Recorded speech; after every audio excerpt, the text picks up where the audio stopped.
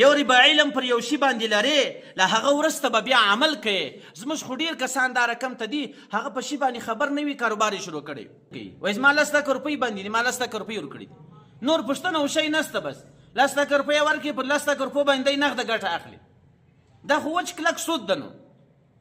نو خلک چې کاروبار کوي په کاروبار کې په ډېرو شیانو باندې له علم څخه بغیر په کاروبار لګیا دي صرف مقصد دا ګرځېدلی دی چې پیسې په یو طریقه باندې وګټم.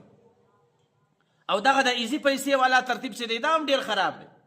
د ایزي پیسې والا ته اکثره وخت خلکه بیا خصوصا د عیسایان اوس پښتانه ټول باندې مخته سوي دي. په د آخري تاریخو کې دا تنخوا والا خلک سي هغه ته یو شی کښېږدي وایي دا شی د سره کښېږده ما ته نغدې روپۍ راکړه امیاستې پرسې بېرته هغه شی دې راواخلي د روپۍ ورکړي او 100 روپۍ ګټه هم پسې ورکړي. هغه 100 روپۍ ګټه چې واخیسته دا په سود کې راغله. نو زموږ ستاسو کاروبار چې دی کارو کتار دا ټول بې علمه دی. پوښتنې والا سړی نشته. د پوښتنې په میدان کې مې یو سړی هم تر اوسه پورې نه دی لیدلی چې هغه دې راغلی د کاروبار په برابر دې پوښتنه کړې. نو هغه ځوان ته ما وویل مال دا سود د ډېر پام کوه چې روپۍ وچا ته ورنه کړې ولا هغه موټرسایکلانو والا بار بار ما ته ټلیفون کوي چې د 10 زرو پر ځای به 15 40 زره درکوم. نو مال یو روپۍ ورکړې که چیرې د مضاربت په شکل باندې ورکړې چې ایسم سره معلومه کوي کاروبار هم سره معلوم کوي چې په دې شي کې بې بندۍ دونه ګټه ستا زما خواري ستا روپۍ بیا یې هم وچاته مه ورکوه. ځکه نن وخت کې چې چا ته روپۍ نغدې میلاو سوي دي هغه روپۍ چې بیا دی کاږي بیا به په کښتو باندې کاږي بیا هغه خپلې روپۍ هم نسي وصولولی. نو زموږ ستاسو په اعمالو کې د ریا وجه ډېره زیاته ده.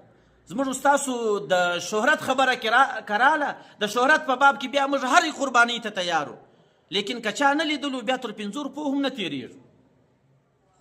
حضرت طاووس رضی الله عنه فرمایي چې نبي کریم صلی الله علیه وسلم ته یو کس رالی ورته ویې فرمایل چې زه عبادت صرف د الله تعالی په خاطر باندې کوم. هر عبادت چې کوم زما مقصد د الله تعالی رضا وي لیکن له هغه سره سره دا هم ما ته په زړه کې خوند راکوي چې دا زما عمل و دنیا ته هم ښکاره سي زه شهرت هم پر سره پیدا کړم.